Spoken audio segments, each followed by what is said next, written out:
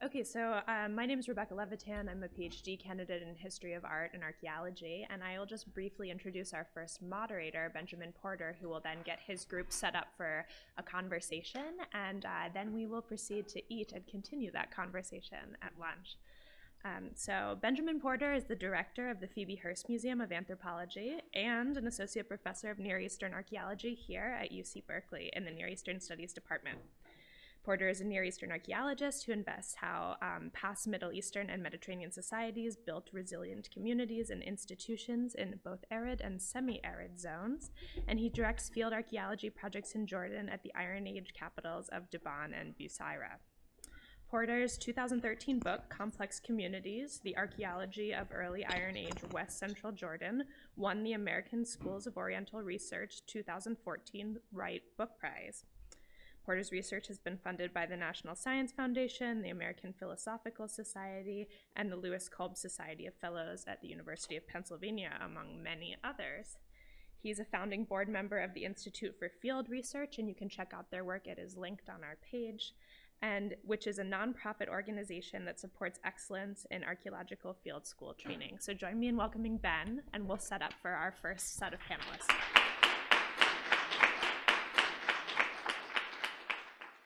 Good morning, everyone. Welcome to Berkeley. Yeah? Are we going to be putting out chairs for our speakers? And no? No, we're not. No. Okay. So I believe the format is we're going to have each speaker present for 10 to 15 minutes, and then we'll have time for perhaps to bring the speakers up onto stage to discuss. Yeah, is that the plan? Okay. Okay, good. Good. And also, before I forget, I want to welcome you to the Phoebe Hearst Museum tonight at 5:30 for a reception. You can join my colleagues from Research and Teaching and Learning, where we'll have an opportunity to have a small feast to celebrate the end of the day among some beautiful objects. So please join us at 5:30. That's located in Kroeber Hall. Our first speaker then is Professor Christophe Girot, who's a professor and chair of landscape architecture at the architecture department of the Swiss Federal Institute of Technology in Zurich, and he's been in that position since 2001. He has directed the institute there from 2005 to 2014, and his research addresses three topics: topological methods in landscape architecture, new media in landscape analysis and perception, and a history and theory of landscape architecture. He has published extensively in key reference books and contributed significant articles to the field of landscape architecture. The book entitled The Course of Landscape Architecture has been published by Thames and Hudson in English, as well as in French and in German, and that has come out in 2016. He's also been awarded at his university the Golden Owl Award for Teaching Excellence in 2016. So please join me in welcoming our first speaker for this morning's symposium. Thank you very much for being here. I'm always very happy to come back to Berkeley. I was here in the early 80s, so it's a bit my alma mater. Just before I start, I know we have very little time. I'd like to explain this project that we have been documenting over the last 2 years at the Israeli-Jordan border. But before I start, I want to make a point very clear. This point cloud technology, this large-scale modeling that we've been working on, is something that was actually developed in the 1960s, as Nicolò said earlier on, by NASA and the Center for Atmospheric Research, as well as the Experimental Cartographic Unit at the Cavendish Laboratory in Cambridge, England. So I don't claim to have invented point clouds. I want to make that point very clear. What I find very ironic today is the technology is widespread. All surveyors in the world, most of them, use point cloud technology, lasers, LiDAR. They've been using it for the last 20 years. The only detail is they throw 99.9% of the information in the bin and keep on doing technical sections and plans with height lines as they did 100 years ago. The only difference is the information is very accurate, but the mode of representation has not shifted because of this advanced technology, surveying technology. So what we have done is we have recovered the 99.9% of the data gets thrown out, and we have been for the last 10 years in Switzerland thanks to a laboratory. It's an interdepartmental laboratory funded by the Swiss National Science Foundation between architecture and civil engineering. We have been developing techniques of modeling with point clouds. So that is the new step. Why have I chosen one case? I've chosen one case because in a way, it's about in a way I'd like to validate this approach on several aspects. The first one is the immediacy of being. Our next speaker is Dr. Nicolò Dell'Unto, who's a senior lecturer and reader in the Department of Archaeology and Ancient History at Lund University, where he's responsible for courses concerning landscape archaeology and digital archaeology. His research is focused on the development of digital methodologies for the investigation and analysis of archaeological contexts. In particular, he is interested in how the use of new technologies such as laser scanners, photogrammetry techniques, GIS, and virtual reality are influencing the way we investigate and perceive the past. Previously, Dell'Unto conducted research at Lund at the Department of Design Science in the Humanistic Lab. He studied archaeology at the University of Rome La Sapienza. So please join me in welcoming here today. Welcome. So, first of all, I want to thank you for inviting me, for having me here, and for having the opportunity of joining this interesting discussion. Today, I prepare a very, different type of presentation as concerning 3D, or is not really a case study, but is a number of slides which focus on different case studies which we are running in Lund. And this is mainly for trying to discussing how actually 3D models are helping us as archaeologists to perform our interpretation. So I'm currently the coordinator of the Dark Lab, Laboratoriet for Digital Archeologie in Lund. And in Lund, in this lab, we actually have many projects. But as I said, I will just focus just 10 minutes. So I try. It would have been much better to present more things. So, are actually 3D models revolutionary? I don't think so. I mean, it's not new. We have been using in archaeology 3D models and in architecture since a long time. It's a fantastic way of representing not just the interpretations, like for example the model of Gismondi. This is, of course, is not how it was Rome, but is how Gismondi and his team actually interpreted Rome in a specific time frame. But in the past, in the 20th century, we also have realistic modelings which represented archaeological sites as they were at the moment they were acquired, or they were actually created. This is the Felice Padiglioni model in Pompeii. This is in the Naval Museum. And this is actually currently used by any team working in Pompeii as a reference, because there is a very good recording. The model is 1 to 10 and is really accurate, and there is a lot of recording of frescoes which today are no longer there. So the thing is, the way of how building the model, having realistic model, or reconstructing in 3D, because this is 3D, the model, is nothing new. Technology on the other side actually come into play in a way that allow us to make this much faster and in a sense much better. We have much more accurate models like passive and active sensors, which can allow us to get really, interesting 3D snapshot of models, representing models, how they more or less look like at the moment when we acquire them, even though it's a very much interpretation as well as actually the reconstructive modeling. There has been developing a lot of theories about transparency, for example, in archaeology, how to make the information transparent, how to make other people understanding where are our limits, where we came into play with our interpretation, and what actually is the material evidence. The big problem with all this, in my opinion, is that when you have a 3D model, this is with my students, for example, into an iCube, an immersive model, the problem is that, and then what? What do we do? I mean, it's very important to ask that. Is this really changing our way? No, I can tell you it's much better to be in Pompeii. But of course, if we don't have it, if it's no more available, it's a big information. But still, I agree with Professor Girot. I mean, we're still using the same way of approaching this model as we did it 100 years ago. So, with the difference that we cannot actually get in touch with the material information. I mean, documenting in 3D in super high resolution is absolutely not like the same of looking at the model, or looking at the real monument, because in archaeology, for example, we need to touch the material. We need to get in touch with it. I will finish my presentation with a slide mentioning Giuliani, which say, well, which is a professor in Rome, we say already in 2008, I mean, recording in archaeology is not a mere mechanism of making a 3D representation or 2D. It's actually a means of studying the monument. When actually you record the monument, when you touch it, when you're drawing, you understand it. You establish an intellectual relation with it. So then what? 3D model, I don't believe, are revolutionary, in a sense. But then what is really revolutionary? What is all this happening, which is so great? What is this new discovery which make all these a new paradigm, in a sense?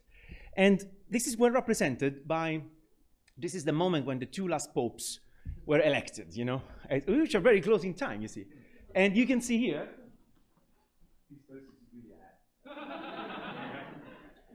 but you see, the thing is not the technology per se, but it's in the way of how we use it, we share it, we interact with it. And that is the big difference. That's what I believe the 3D model come into play as a revolutionary technique, because allow us to define a completely new way with engaging with the material for understanding for creating new knowledge. We've been engaging in it through the Swedish Pompeii project in acquisition campaign in Insula 5.1. This is a really beautiful model, acquired with drones, laser scanner in high resolution, photogrammetry, everything. But at the end, we say, well, now we have it, and now what? So the big problem was like, how do we engage with it? And it was interesting because it was only when we start to importing this model into a 3D GIS, which allow us to measure, drawing on top of it, our what we thought was important, making quantitative statistic about, for example, conservation, measuring every typology of things, which was for us a plus, but not in lab. We were actually using this eventually, you know, we discussing on site or discussing with information on site. So that was making the real difference. And actually, this typology of approach also allow architects using our data to say, well, you know, I could actually make, using this 3D GIS, to make a tool for supporting conservation. In this case, Danilo Marco Campanaro, which now is our PhD student, he designed a system which allowed to almost calculate automatically which wall has the highest percentage of falling compared to the others, cross-matching a huge number of information, like loss of verticality, like, for example, which material is heavier and is being placed on top, which kind of conservation has been done before, you know, the 40s, and so on and so on. So this is the way. It's not the 3D model per se, but this is when the 3D model is in relation with other information, and when we are in the middle of this relation, using it, eventually on site. In archaeology, the situation is even worse, because, you know, we destroy the information which we study. This is then our nature. I mean, we remove the context. And the illusion of thinking that using a 3D model to substitute that relation is crazy. Because actually, it's only when you see, when you touch, and when you remove the context, which you really understand it. So in this case, for example, we try to use the 3D model. This is Kämpinge in South Sweden.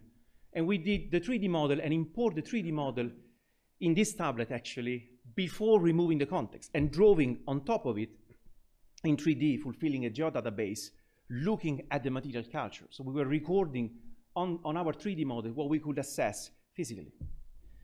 Together with the fact of having the possibility, of course, of bringing with us also, you know, information about the materials, because, you know, archaeologists are not expert in everything, so you need to provide another archaeologist with a reference collection. This was available. So there was a lot of possibilities. Putting together, for example, the trench, how it was 3 years before, 4 years before, and most important, reading what that archaeologist recorded about that context which you're looking at. 3D models allow us to actually also record what is not possible to access. So my point here is we should not record 3D model for 3D model, but we should use the model as something which allow us to increase, to implement our perception of the real.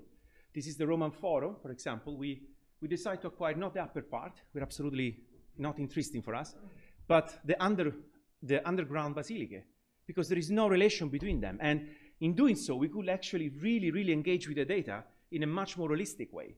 And it was a way for us to engaging on site or looking at the site with different eyes.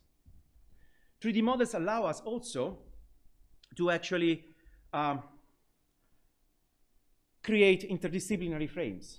What does it mean? It means, for example, this is a cold case. It's an Iron Age site in Sweden. We found actually 2 people killed. And actually one of the 2 was removed the year before, plus the skull of the other, because it was an emergency excavation. The second one was excavated together with the house later on. This was done in collaboration with the Kalmar Museums and Lund University, this experiment. And then we could just drag and drop in the GIS in 3D all the 2 bodies, reconstructing the scene. And then our osteologist, she started analyzing the single bones, actually directly drawing in 3D on the 3D models the result of her analysis. And guess what? When we type on our query system, show us all the fracture post-mortem, it come out this, which is probably the roof smashing the bodies and cracking them. So we actually add information about roofs, about the event, and many other things. So it's when you use actually the 3D models in the frame of a research discussion, which are very, very useful. The same things actually occur with drones. It's not really only for having the 3D, high-resolution 3D information of the landscape, which is very useful per se, but it's also using, for example, classification algorithms to automatically detect the information. Something very important, the computer doesn't do the job for you, but highlight things which are eventually hidden to us, because we don't have that perspective. So then it's up to us to go there and check, and eventually opening a discussion. So this synergy, this hermeneutic circle, is not any longer between just 2 researchers or 3 researchers. It's funny because it's getting more and more between an artificial intelligence algorithm, a person, again the algorithm. So it's changing. So I think, yeah, I just have the last 2 slides. Again, I want to really stress this point. Graphic documentation, graphic record is not a mere technique of documentation, but a means of conducting research. This is very, very important. And it doesn't mean that actually if you have, well, actually for using the words of Giuliani, but many people think that just because they have a very good 3D representation of the model, they understand it. It's not going to be so. And a big, big risk here is that if we will do it in a large scale, if we start collecting everything in 3D, just with the idea of saving for heritage for future generation, we could encounter actually the risk of actually losing everything is connected with this representation and just focusing on that. So instead, this is a very important work to do, but we also need to keep into account that the model functions when actually is used in collaboration or in the frame of a research discussion. First, I think there is an important need to develop strategy for ensuring reusability, diffusion, and long life storage of 3D archives among specialists. Do you know that actually the majority of 3D models used for research, which are a lot, are affecting research in terms of impact factor publications quite a lot recently, but there's almost no publication with those models reused. So this should tell us a lot. And also to build 3D web archives capable of storing not only the object and its ethic characteristics, I mean metadata and paradata, but we should also record the interaction and narratives which are constructed by the different experts which look and use at this model and reach conclusion. Image, for example, for you looking at the 3D model of a collection, and you can read everything about who found it, who scanned it, what it is, but then actually image on looking at that model and having the possibility of access how another researcher, an art historian, not an archaeologist, a conservator, an architect, has been using that model 10, 12, 15 years before, and building up from her or his conclusions, and not just from the ethical aspect of it. So this is also very important things which I believe we need to think into account, and if we want to actually ensure reusability and actually increase interoperability and interdisciplinarity. Thank you so much, and sorry for the few minutes more.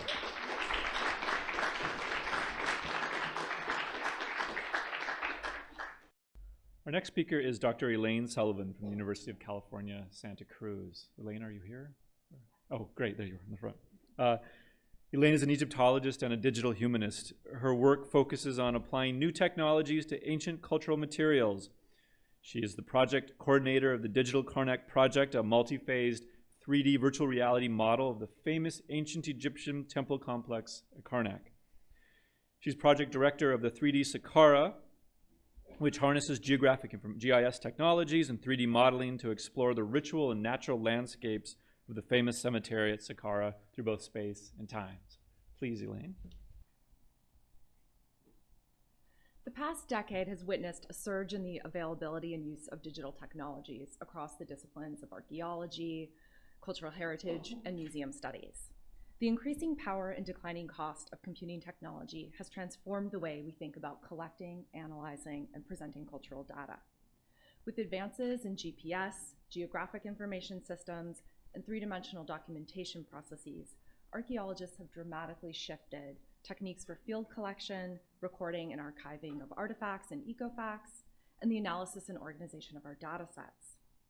Modeling archaeological and architectural data sets in 3 dimensions has emerged as a critical component of this digital revolution. While laser scanning and photogrammetry offer exciting new ways to document existing archaeological sites, these reality-based forms of 3D can only document what remains in modern times. For many sites from the ancient world, especially sites with hundreds or thousands of years of occupation, much of the visual and spatial world of the past is missing. I'm using historic reconstruction modeling to reimagine and visualize elements of the archaeological landscape that are not present today to better understand growth and change at the ancient Egyptian necropolis of Saqqara. So Saqqara was one of the most prestigious and long-lived cemetery and ritual centers from all of ancient Egypt, one of a number of royal and elite cemeteries on the high desert above the capital city of Memphis, which is now a little bit south of modern Cairo. Monumental architecture at Saqqara began at the moment of the formation of the early state around 2950 BCE and continued almost continuously throughout what Egyptologists call Dynasty 1 through 30 during the Pharaonic period and into the Greek period in Egypt around 332 BC. So across 2,500 years. And the site has pyramids with its associated monumental temples, mastaba tombs, temple tombs, animal catacombs, and huge funerary enclosures that are all still present today and that make Saqqara one of Egypt's most impressive sites to visit.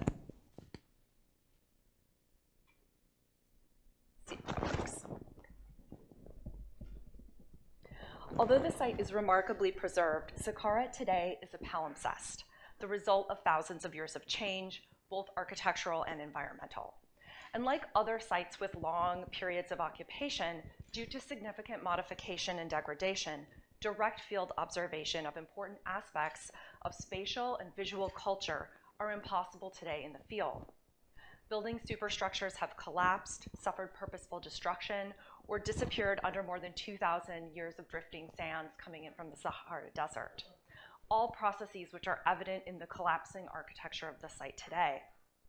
Like other ancient sites whose rivers have shifted, lakes have disappeared, or ports have silted up, the environment here has also radically changed as the course of the Nile has dramatically shifted to the east and possibly 2 original courses have shifted and merged into one.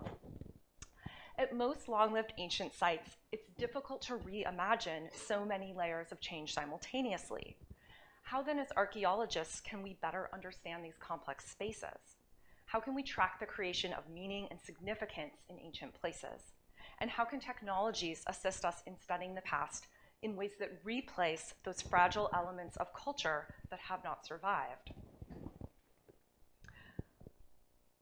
My current research project called 3D Saqqara offers one method for addressing this question, and it harnesses the temporal layering abilities of the 3D environment to examine the necropolis by modeling a series of now disappeared landscapes.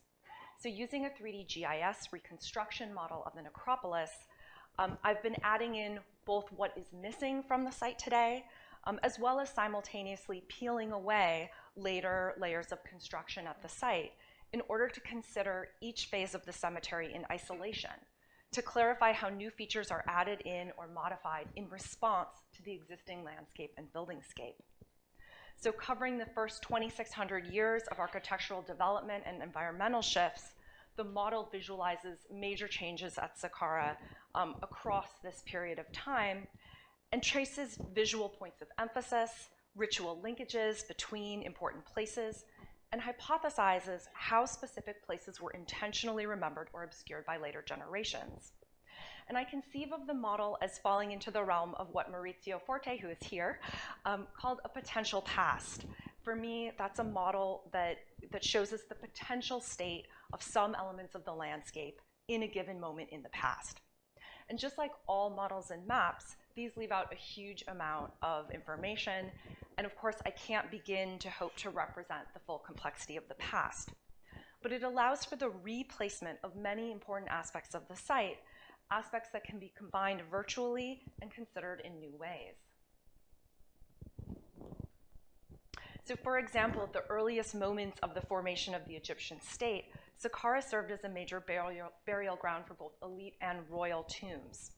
And the first structures there, called mastabas, possessed elaborate superstructures made of mud brick, with a facade formed into a series of niches and mock doorways. Plastered white, many of them were ornately painted with solid colors or polychrome designs. But the mud brick of these structures, which were originally probably between 5 and 7 meters tall, naturally deflated over time and actually seem to have been ruins in ancient times, possibly 200 to 300 years after their construction.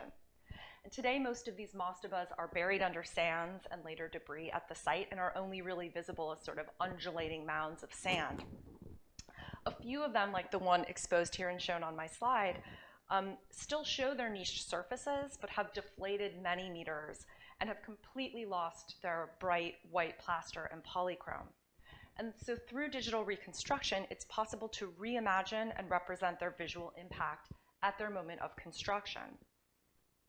Even the impressive pyramids at the site have also deflated significantly, even though they were made of stone. So the fine white limestone casing blocks that form the Memphite pyramids, including Giza and Saqqara, were reportedly repurposed to create city walls for medieval Cairo in the 13th to 12th century. And architectural elements from the temples associated with the pyramids were even quarried earlier in the 9th century CE.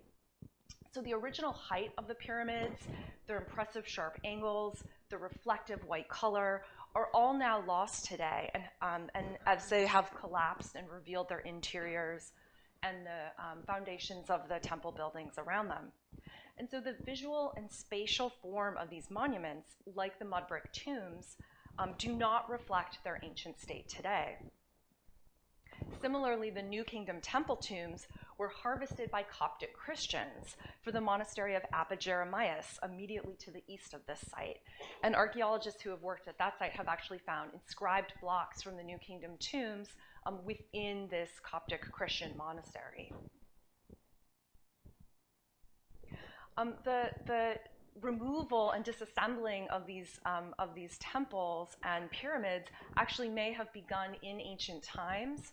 And one of the ancient pharaohs seems to have disassembled some of the Old Kingdom monuments to use for his new city and new temple building in the ancient city of Memphis, probably around 1250 BC.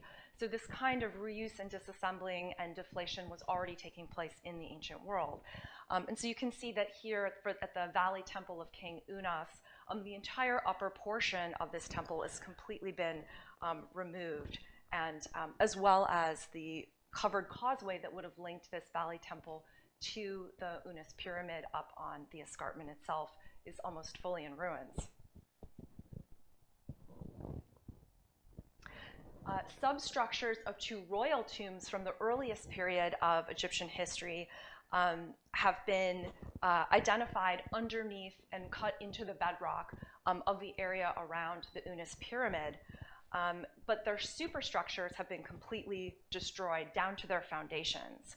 And it's possible that King Unas in 2350 BC actually disassembled the entire superstructure of these buildings in order to repurpose this area for his own burial architecture. And so the form of the original superstructures here remains completely unknown.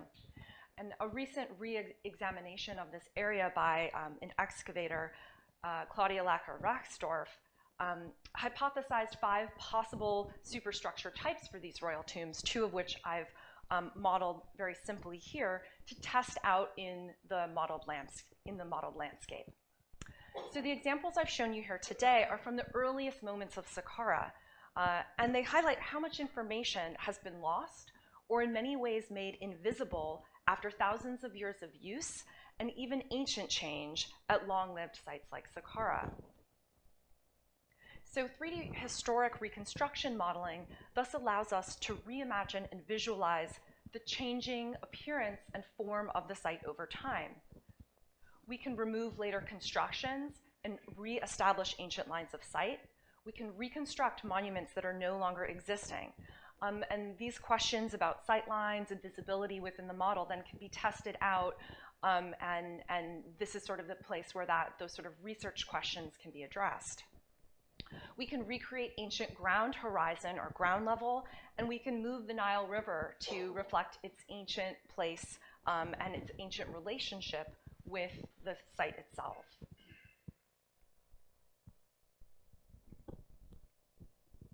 So I'm just going to play a short video showing you some of the capabilities then of the temporal layering of the model. So here I have these early dynastic mastaba tombs, those mud brick tombs that are really invisible at the site today, each individually reconstructed based on the early 20th century excavations and replaced in the ancient landscape.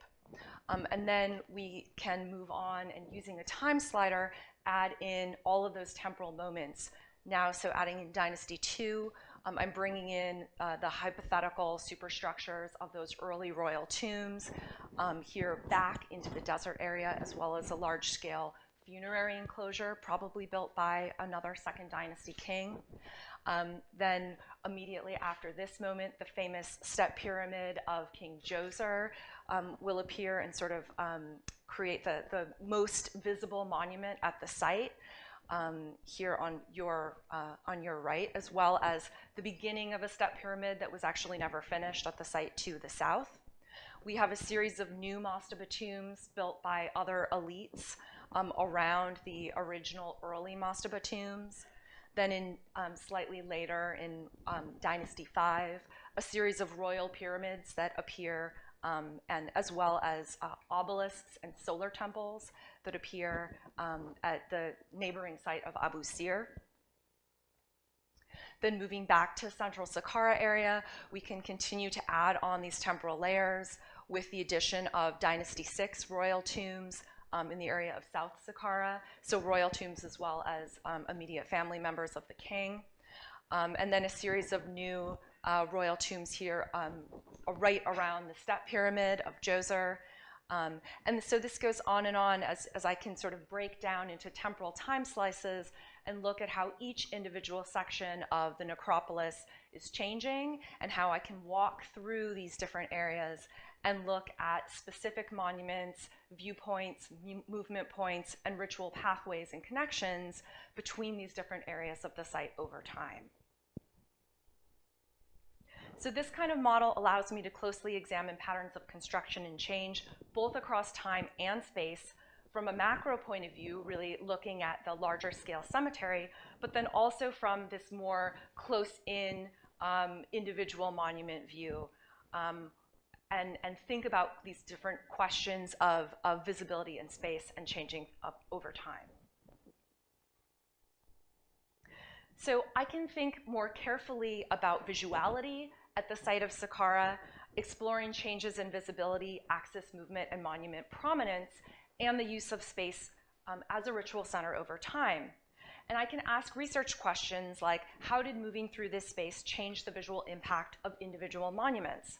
Can we reimagine how the social landscape appeared to human viewers from individual places in the area, taking into account aspects of human vision like perception or perspective? Are there changing levels of visibility due to things like a monument's color or reflectiveness? Can we trace larger patterns of the importance of visibility across the site as a whole? So I see historic reconstruction modeling as another type of archaeological documentation, complementary to 2D GIS and 3D photogrammetry or laser scanning, offering different potentials for research of ancient places and to better understand our fragile past. Thank you.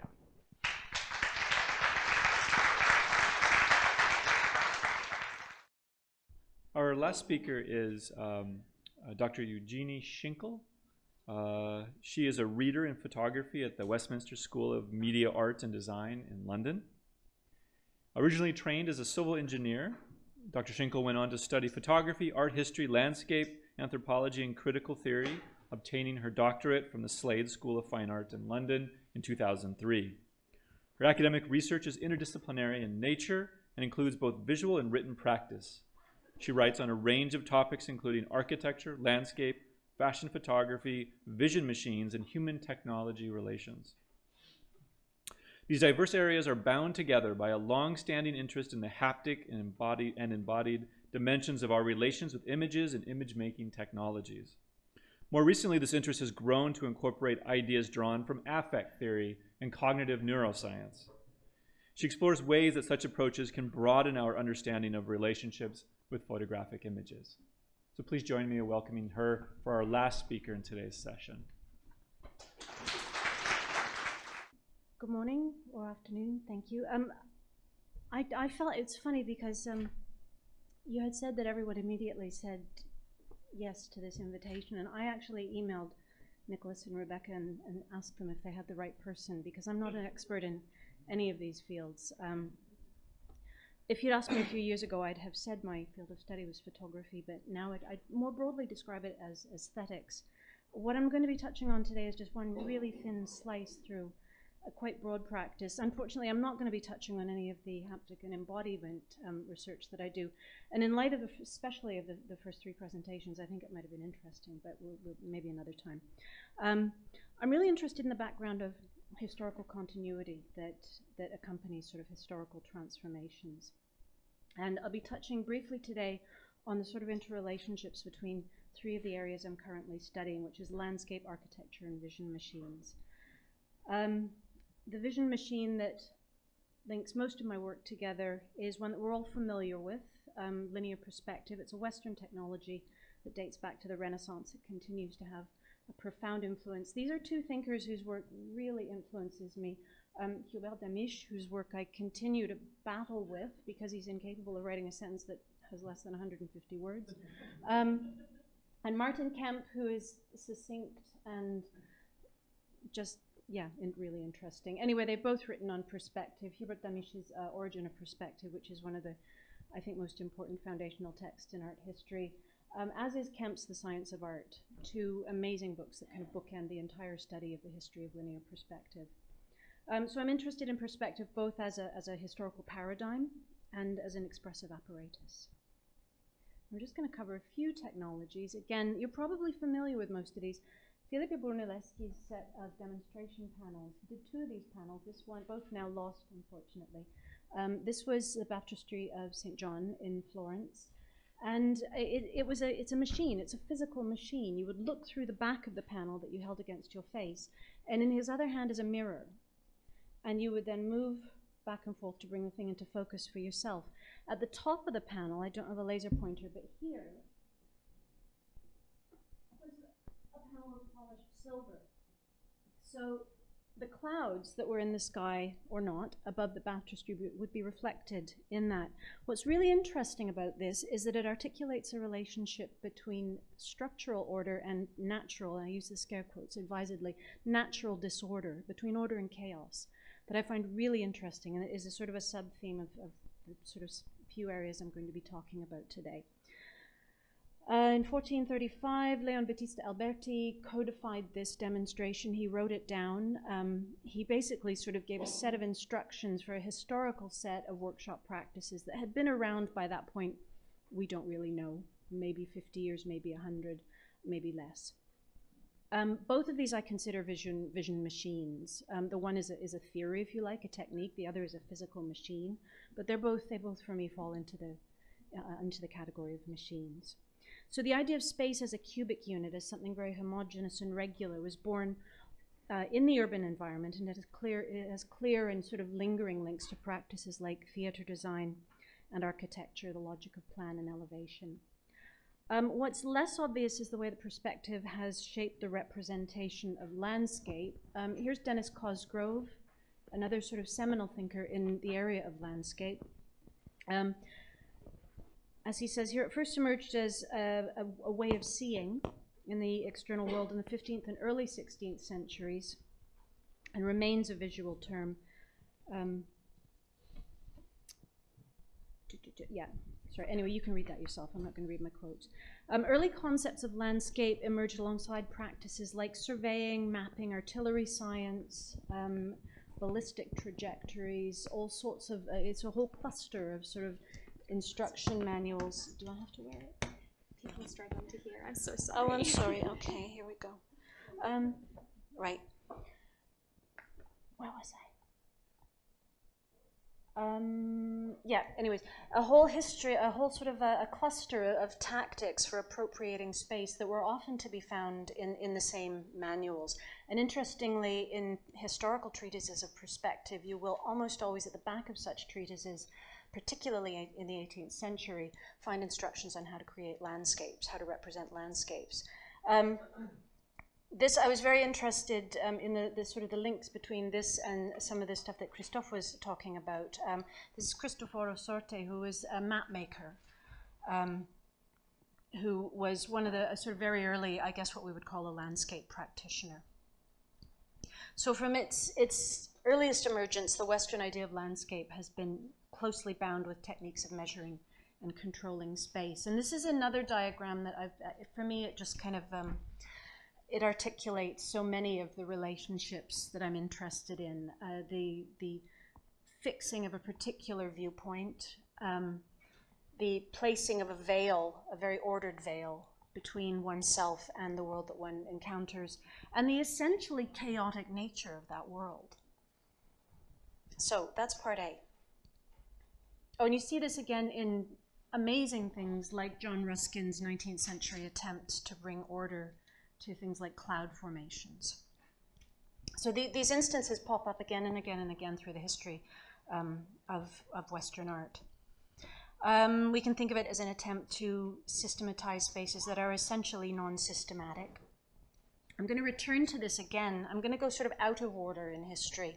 I'm going to do a really huge jump to 1929. This relates to some recent work I've been doing around the links between perspective and built space and the sort of interior logic of the camera itself. And I'm particularly interested as a photographer in large format cameras. Well, in all cameras, actually. So the two key moments, again, something you're all probably familiar with. Mies van der Rohe's pavilion for the German pavilion for the 1929 International Exposition in Barcelona. And it stood for only a few months before it was dismantled, but it's gone on to become one of the sort of touchstones for the international style. And as an excellent writer on architecture, Beatrice Colomina has argued, it was mostly through the extensive circulation of this building as an image that it achieved that iconic status. It was tremendously photogenic. It folded three linked logics into a single form, that of architectural drawing, that of Renaissance perspective, and again of the camera's own interior architecture, the design of the camera itself as a projection system. Like a photograph, the pavilion itself was composed very simply of slabs, beams, and fasteners, and it could be broken down into a collection of planes, points, and lines. So Mies' pavilion, sorry, I'm reading a bit here, was an emblem not just of avant-garde design, but of the complicity between photography and architecture. And again, Beatrice Colomina has suggested that it was engagement with the machinery of mass media that distinguished modern architecture, modernist architecture, as such. Another jump. This slight tangent, this is regarded as a single moment and a jumping off point. A lot of my recent work argues against that. This was a key moment in the redefinition of ideas of Western landscape photography. But the ideas it articulated, I think, actually started quite a few decades earlier. And actually not maybe in North America, but probably in Europe. Anyways, that's something different. The New Topographics exhibition was, how many of you have heard of this? Fewer than I expected. Okay, I'm going to run through a bunch of images. This was a photography exhibition that took place at George Eastman House in Rochester, New York in 1975. It attracted very little attention at the time, but It has since gone on to acquire a reputation as one of the most important photographic exhibitions of the 20th century. It completely pulled apart ideas of landscape, photographic landscape, from ideas of nature and associated them much more closely with architecture and the built environment, and with a style of photography that just sort of visually and structurally completely shifted relationships between 2 and 3 dimensions. You can see that so many of these images are very, what I call sort of foregroundy. Nixon's work was a departure from that. They're very foregroundy. They oscillate between 2 and 3 dimensions, and they dispense completely with ideas of natural beauty, and also with the sort of ideologies of landscape that earlier photographers like Ansel Adams had embraced. The clearest expression of this is in the work of Louis Baltz. In a 1977 essay, an amazing writer called Gus Blaisdell remarked on the absence of any kind of ontological distinction between the photographs and the buildings they referred to. He could barely conceive of the buildings in Baltz's industrial parks as anything other than images. This is one of these quotes that is kind of like a dream image for me. It just comes back again and again. The buildings, he wrote, are nothing more than the interior geometry of Baltz's camera projected outwards against the original schematic, the two images colliding above the site and their resultant collapsing downward to become these on-site lumps of orthogonality. The result is not a whole, not even a module. It is an abre, at most a bloedig, which is the title of the essay, which is brilliant. So these buildings are as thin and flat as the images that Baltz made of them. So as objects in the world, they're barely equal to their own image. So it's another instance of these of reality and image kind of collapsing together, architecturally and conceptually as well. Just as a brief aside, this is something that I'm really interested in exploring in my own photographic work, which uses a variety of different cameras. At the moment, I've been working with images of the only listed skateboard park in Europe, which is, yeah, who knew? It's just the most amazing space. It's built with concrete sprayed onto a steel substructure, and it's completely resistant to any kind of perspective. When I'm there with the big camera, I can do tilt shift all over the place, and there's no sense of knowing what's right and what's wrong. So it's just the most incredible space to engage with. Physically, it's designed for people on wheels. If you're on foot, I mean, some of the time I'm literally sort of climbing up these formations, trying to get out of them. So, but that's sort of an aside. Finally, just to wind this up, to jump again into Assassin's Creed. I used to be a bit of a gamer. I don't anymore because after 30, your reflexes just tank. So yeah, somebody's aware of this as well. Okay. I do walkthroughs now, but I'm very interested in game controllers. This is a thin slice through my PhD dissertation, which I never got around to publishing, which deals with picturesque aesthetics, both in terms of the way a landscape is moved through, but also in the way that nature is represented. This game, as anyone who's ever played it will know, is one of the sort of top of the heap in terms of what's called cinematic realism, a number of different genres of video games, but I'm interested in the cinematic realist ones. In this game, such as this one, things like the game world spatial coordinates, frustum view volume, and the camera position are all built into the game engine, which from the designer's perspective is a bit of a black box.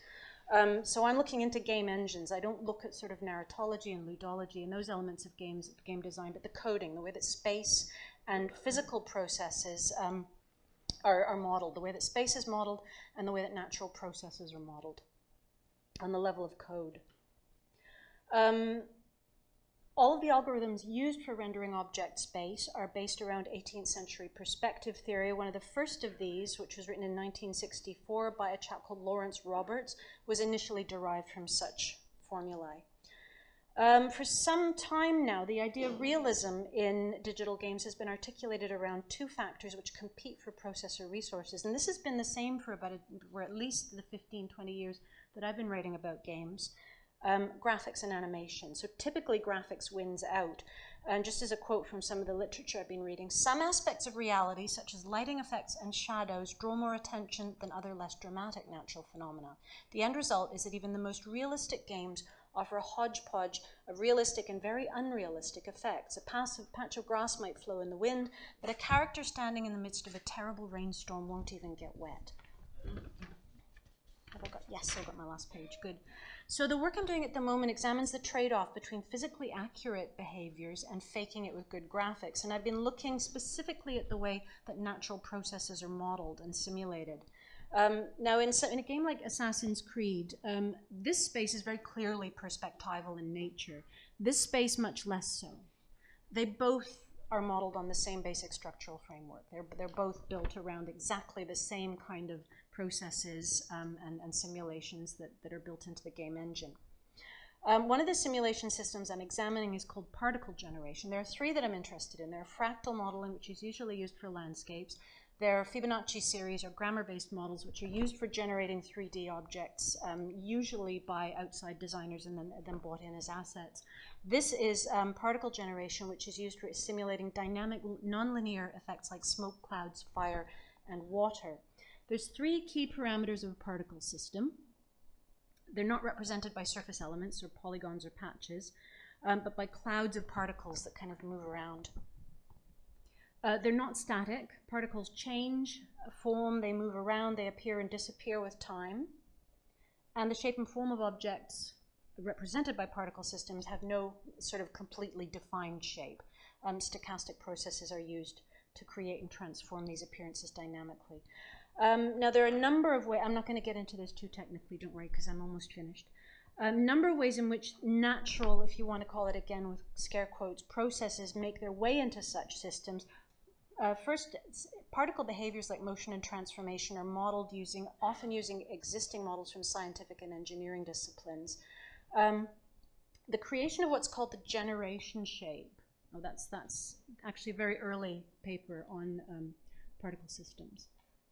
The generation shape refers to the way that the particle system appears into the game space. Early on, these were very geometric in nature. Nowadays, of course, you will see that they're much more organic. And those, as Reeves worked out early on, the rules used to create the generation shape are also based, again, on natural, sorry I keep scare quoting that, natural processes. In this case, often various sort of variants of chaos theory. So why am I talking about this? Well, that's a terrible, terrible slide. I'm so sorry. I'm looking at the affinities between this kind of system, as well as a couple of others, and 18th century picturesque theory, both of which seek to impose or create the impression of order on a the impression of disorder on a highly ordered space. Picturesque principles, just really briefly, most commonly associated with painting, but they also apply to poetry and garden design as well. It's the latter that I'm most interested in. It involved a mixture of contrasts, variation, encouraging of natural processes, the avoidance of a fixed system of rules, as well as the appearance of obvious organization in the design of a scene. Picturesque landscape is born on a highly ordered, or designed around a highly ordered framework of perspective. This stanza of poetry makes it clearer than any image could, I think.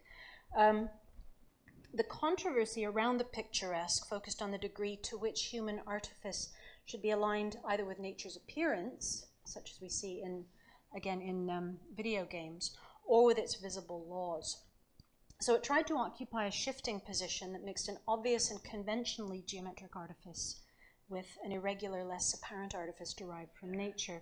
And I just close by saying this is where I am with the research at the moment, these incredible sort of historical affinities between order and disorder, all of them based around essentially the same system for representing three-dimensional space, which is linear perspective. Okay, and I'm done. Right. Thank you. Well, thank you all for your talks, and we'll be able to pass the microphone around. Good. I thought we would spend some time in conversation about reflecting on each other's words today, and then open up the floor for questions. So I'll just keep some time and note the clock here. Let me start then I was struck by this passage in one of your slides, Eugenie? Is it? Eugenie, the practical appropriation of space. And it seems that something that we all share today as speakers is that we're trying in some way or another to talk about how we are appropriating space. So I was curious if we could start by hearing you comment on each other's work and how you think others that you've seen today are appropriating space. Especially given your background in photography, I'd be fascinated to hear what you think of what these archaeologists, for example, think they're doing. I think what struck me most about all of the presentations was not what they were, well, how, this is going to sound ridiculous, but how visual they all are. And your presentation in particular interested me because you said, you know, what's the point of this visual? You know, what do we do with this? And as an archaeologist, it is so much more about hands-on appropriation. And this is why I kind of wish I'd been talking about video game controllers, because once we have all that information, the way we interact with it physically, I think is as important, if not more so, than the way we interact with it visually. And I don't know if you've worked a lot on systems that think about how that information is used, I guess in a more haptic way.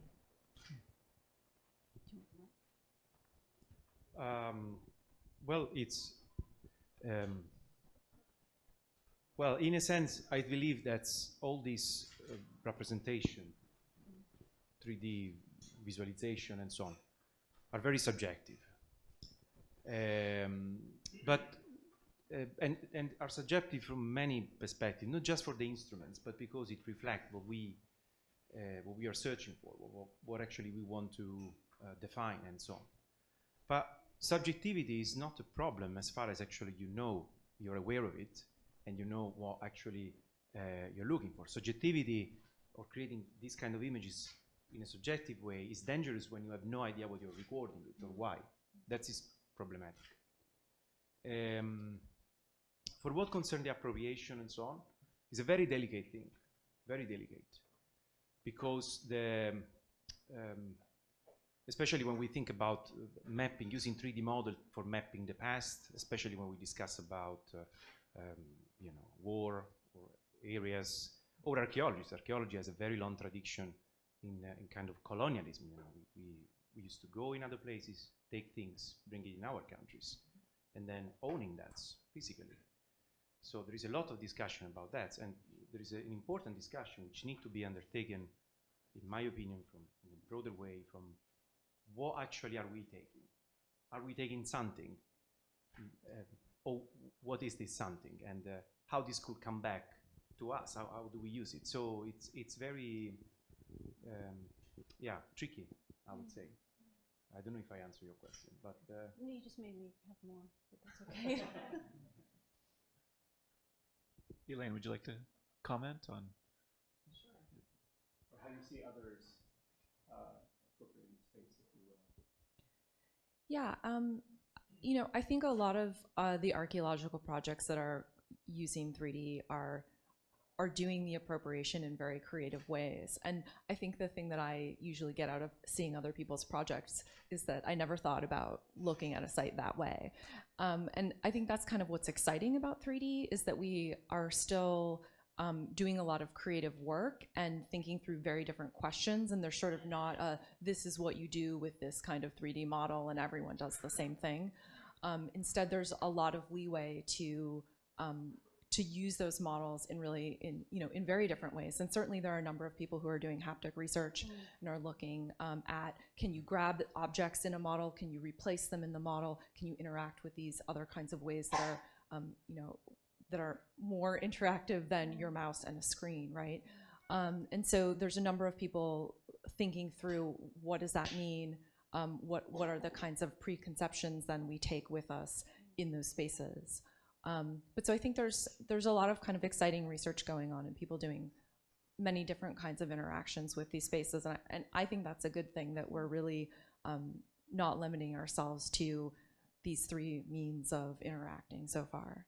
Is there a lot of sharing of assets between sort of video game design and what the modeling techniques that all of you are using? No? I don't think so. Okay. Yeah, not yet. I think Rebecca had told me something about the Unity game engine. Yeah, I'd like to.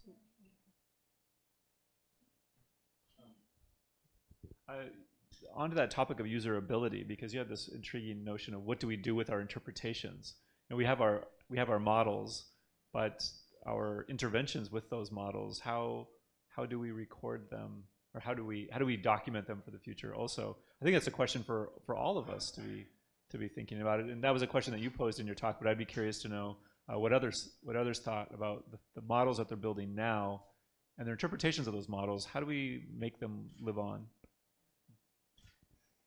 So one of the real challenges for archaeologists now is the publication and dissemination of 3D content. And that's something that a number of us in this room, and Rachel will talk about that later today. She's done some really impressive work with publication. And I'm personally working on a publication now that really is thinking about how do you add in sort of a content curator, or the content creators curated narrative, or here's me talking through what I see when I'm moving through the model, or my research questions, and how do you bring that out to a reader or a viewer of that kind of content.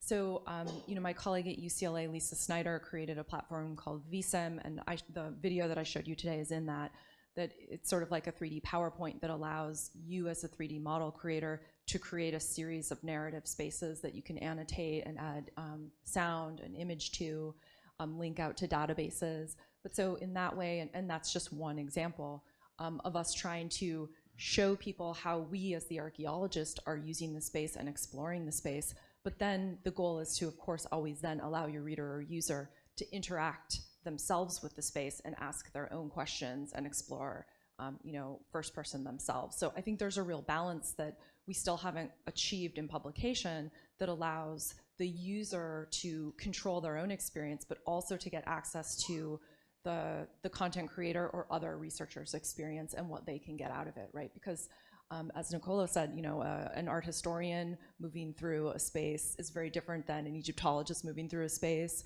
or a gamer moving through a space, right? So we want to be able to capture all of that kind of, those interactions and then share them with others.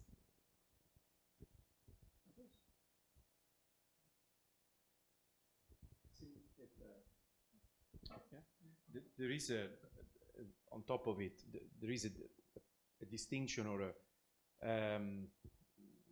there is also the fact that Unity or game engines are, very much framed by bounding box. So you can go wherever you want. You can change whatever you want. This is important, not because it doesn't mean that the tool doesn't work very well, but it depends what you want to do. So if you want to publish your narration, to be narrative, well, probably Unity works very well, because actually allow people to go through your ideas, or several of it, but without going too much out of that box, in another sense. Then there are other ways of engaging with information. You can actually take the different tools in different ways and combining them together. So it's really a question of not the 3D model at all. The problem is more about the system, I would say. So and are we capable of engaging with it? That is another big issue. Capable of having an argument about it, because if you think about, say, close reading a text, where you can engage with it, interpret it in different ways, and then also record your interpretations of it with additional text. Do you think that's something that's on the horizon for the next 10 years? How can the models that you produce be then engaged with in such a way that a person could republish it and take issue with what you've done, rather than you being the first and last statement on, say, a particular building? Yeah. I mean, I think we don't really use the model to republish, but we use what some other person has said about that model to build on top of it. This is the basic of science. Yes. I mean, Newton say you could see so far is because I climbed giant shoulders. So if we just think about the model, is not much, to think in the future. But if you think the model plus as a support of what someone else has said, it doesn't even matter if the model is super high resolution or less. It doesn't really matter. What's really matter is understanding what has been the discussion around that and how you can contribute on it. So I think if we don't build that bridge, we will stay here. not progress. Good. Yes. I'd like to disagree. I'm not an archaeologist, and the reason I chose this single project to show you today is because I think that I'm a hunter-gatherer. You know, I go back to prehistory. I don't believe in this talk about objective, subjective, or even interpretation. When you're given the opportunity to go on a site that's been blocked for 70 years and you have 24 hours to operate, you go in as a hunter-gatherer. You have to figure out a way to sample the site. There's a certain intelligence about site. You have to go on the high points. You have to be strategic. So I think that that level is rather new, is non-perspectival. It's about figuring out a way of deploying a certain intelligence on a site. I think the interpretation then comes later, but I beg to disagree. I think this technology is quite extraordinary in the sense that if I came with my aquarels and sketchbook, as my ancestors would have done 100 years ago, I wouldn't have had 1% of the information that I have there. So it's about the information, it's about the digital. And then, of course, there's a whole problem behind our education, my education. I'm the last of the analog dinosaurs. I've never done a computer drawing in my life. I do pencil, paper, and eraser. How do you look at things? How do you actually use a model? How do you come to that body of knowledge? That's the problem. The barriers are not in the model. They're in the way your brain's set up to operate with that. And I'd just like to do one last point. I could have shown work we've been doing in Japan, which is an eminently, well, I wouldn't say non-perspectival, because if you look at Hokusai and all these engravers, they were actually influenced by the West in perspectival drawing. But I would say it's probably the most extreme case of non-perspectival culture you can be confronted with. And we've been working with the Kyoto Institute of Technology, documenting small-scale Japanese gardens with the same technology. And what I found very interesting there is we Westerners that don't understand anything about Japanese garden design, however many books one may read, the Japanese took this technology and completely embraced it and got into their own way of analyzing. So what I'm trying to say in conclusion is, I don't think criticizing the model is the right level of debate here today. I think that, of course, interpreted models, as we've seen today, will be questioned, will be challenged, will be toppled over. But the basic data collection on a site, whether it's in a Japanese garden or on a sort of post-war site at the Jordan-Israeli border, is a given. You know, we've been contacted by Google, we've been contacted by UN refugee, the whole. They're interested in that data, right? Then what you do with it is another question. I think you have to distinguish that. May I answer? Just quickly. This is very interesting what you say, because well, of course, if you don't have any other chance, it's a very great topographic information. You can retrieve a huge number of information from it. But you did it. You walk the landscape, you place the scanner in a specific position, and it's not the same, because even if a Leica has 3mm resolution, actually, when you're going to align all the scans, you will have parts which are much more defined than others, for example, which is fine. Those probably will correspond to the way of how you thought was interesting or was best to acquire. So the fact is, if a Japanese team look at your scans and can make a very good use of it, it's because they have a very solid background on what is a Japanese garden. So this means that, of course, make the work valid. But I would, exactly, but I would say that's probably, if they would have done the scan, they would have probably do it slightly differently. We do it together. So anyway, exactly, so then it's, you know, is there also perspective and work? So you know what I'm saying? I'm saying that if you have a given, if you have a confused collection with interpretation. I actually think that collection is interpretation, very much. Yeah, definitely. Collection is interpretation. I mean, no, it's not plain. No, I'd like to add to that, actually. That's really interesting, because you say the technique is non-perspectival, and I'd be interested to talk about the actual technology in more detail. But the technique, you said, the first thing you said was we go to the high points. That's strategic, that's perspectival, that relates back to artillery and map making and all sorts of things like that. So, you know, that collection is very much perspectival. And I realize that obviously it's got to do with the limitations of the machine you're using. But in what sense do you see it as non-perspectival, what you're doing? It's a little bit the diagram you showed. It's a sphere of points. So it's like gluing balloons together, you know. Then whichever way you look at it is your choice of interpretation. Shall we open the floor for questions? And if we have a microphone, if you could say your question into the microphone. Hi there. I've got a question about perspective, actually.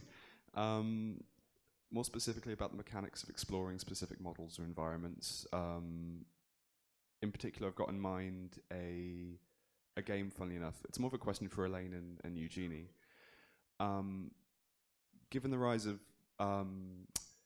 stuff like, well, the game's called the Talos Principle, and players can go through the environment, solve a puzzle, and then leave a small annotation or a footnote at any point in the map to instruct or assist or provide kind of a generated body of knowledge within that space for other people to come and then solve the same puzzle later on. And the model is rendered based on different archaeological drawings and records. And I'm more interested in, it got me thinking about shared virtual spaces or transplanar images or areas where people enter, put a certain amount of information and then return to it later, or other academics can come in and do that. I'm more interested in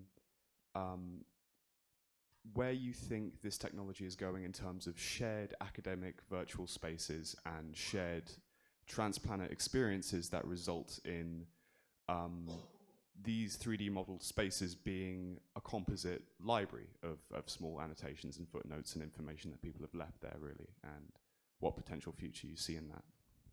I think that's more for Elaine. Yeah, so Chris Johansson at UCLA has a project called Rome Lab, and that is a collaborative reconstruction of some period of ancient Rome, and I can't remember what it is right now, where multiple players can, using the Unity game engine, go in, interact with each other and with the spaces. And the idea was to actually create this as a scholarly tool for different scholars who are experts on this period in ancient Rome to walk around virtually together, right, and explore this space. And so I think that's sort of like the first level. We're kind of tiptoeing into that as a field, thinking through what would that be then. I mean, the issue then is, how do you annotate? How do you cite those annotations? How do you share those annotations with others? So there's some technical hurdles to still get through, but I do think that kind of project is certainly something that we're all interested in thinking through, right? That I could have all of the different international teams who work at Saqqara could actually walk around and annotate their own space that they know better than I do, right? I think that would be a really exciting kind of 3D collaborative project, but I just don't think we're quite there yet. So maybe the answer is that, right, in 10 years we might finally kind of reach that point.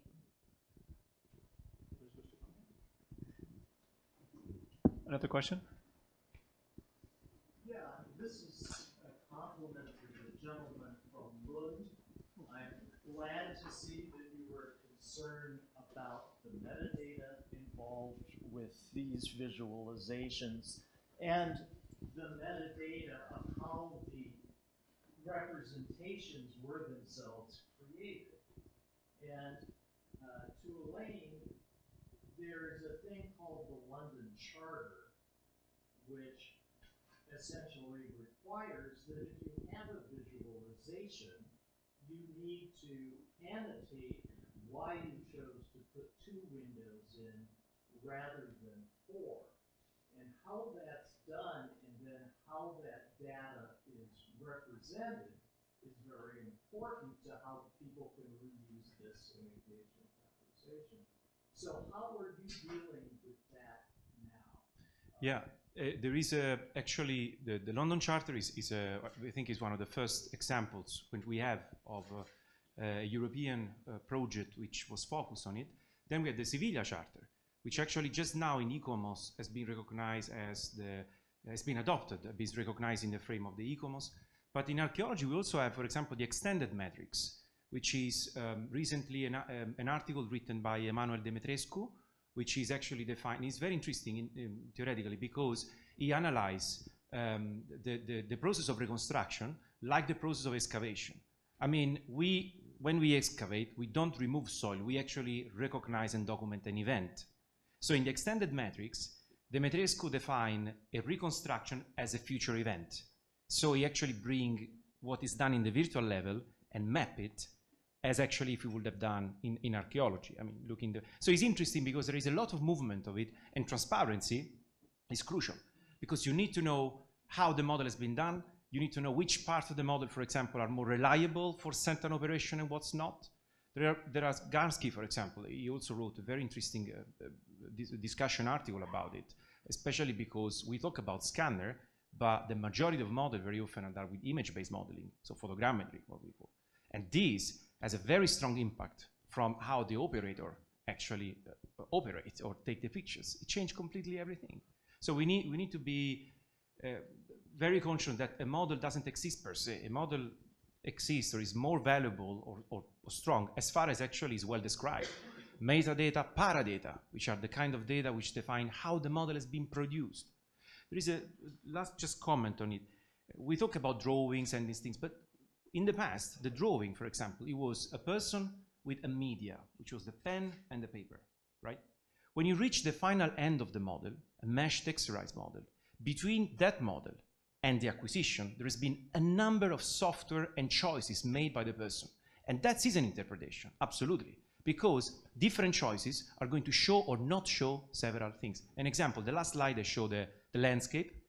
If you in Photoscan, for example, select a different algorithm to see the morphology, some of those things don't come out because the algorithm decide how to mesh specific information, endpoints, clouds.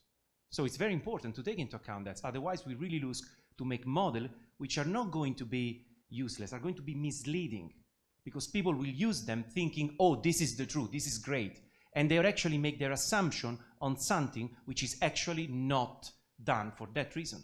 That's why I think we need to be careful. I'm not against the 3D model, on the opposite, I built my career on it. I'm just saying we need to be intellectually aware of it, otherwise it could be problematic. I think it's a problem of language. I really think it's a problem of language that we have. Most cities today, I don't know whether Berkeley's done it yet, but I'm sure it's happening. I know that in Arizona they've done it. Most cities use LiDAR to map their cities.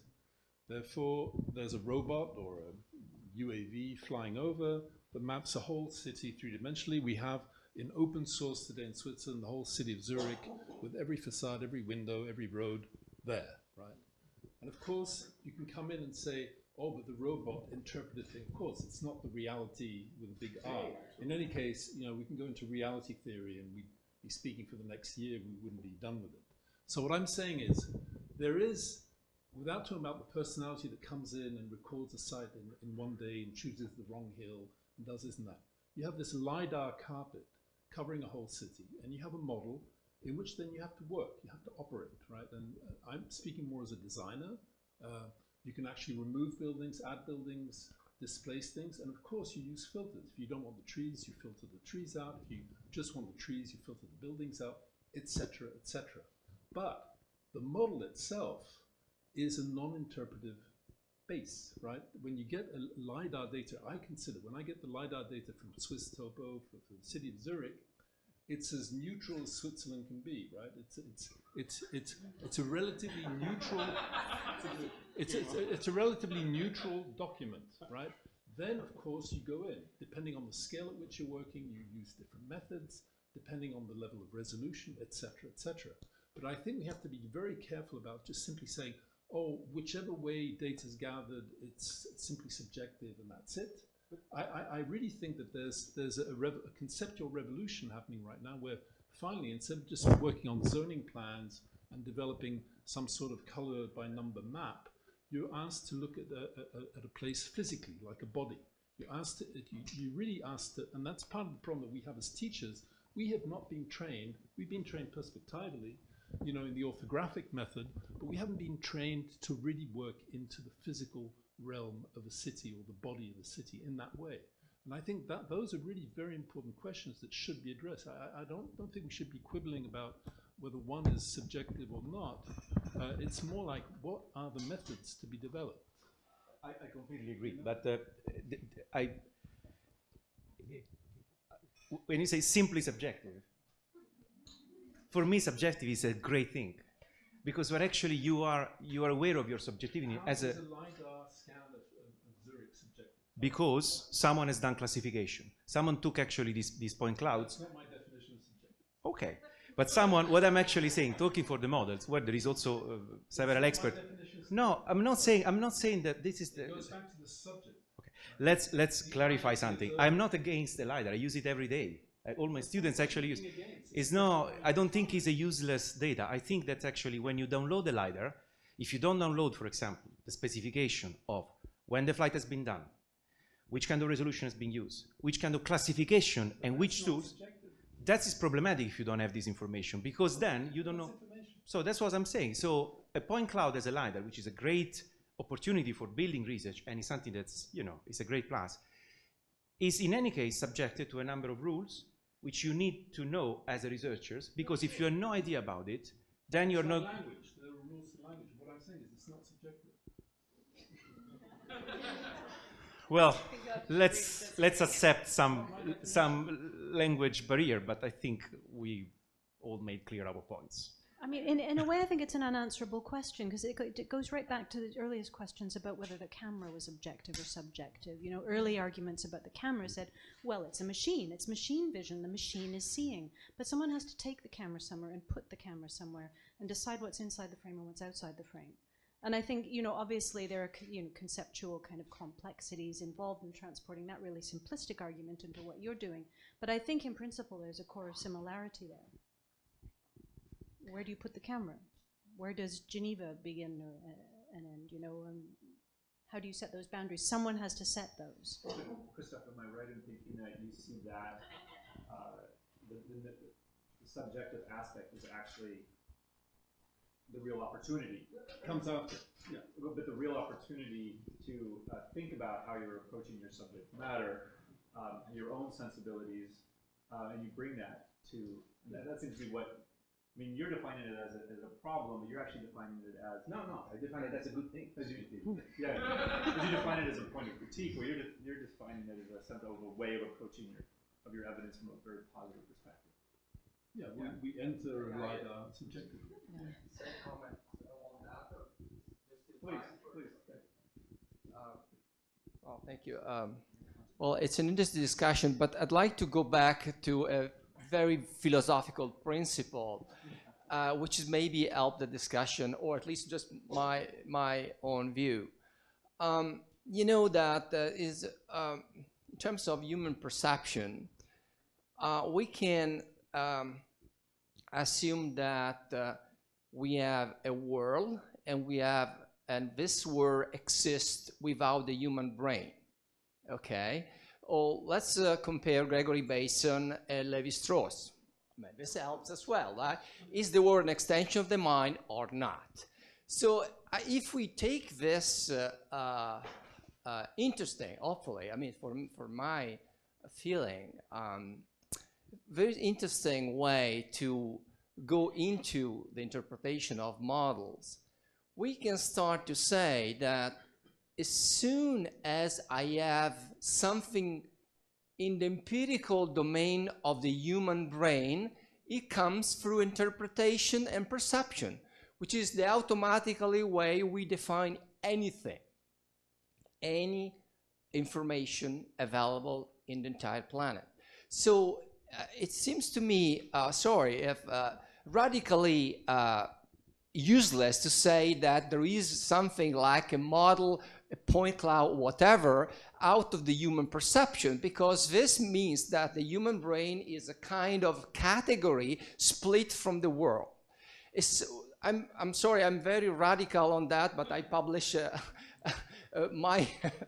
my thought as well in that way. But I think that it's more important to understand the process rather to distinguish the two categories. The ontology, what we think is empirical, and what is the human interpretation. So in my perspective, I hope that it's also the perspective of this panel, of this community, is what happened there. How does interpretation come through?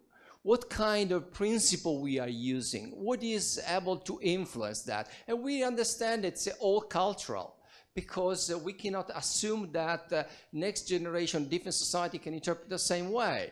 So we have to, I know maybe it sounds depressing sometimes, but we are in a domain of deep relativism.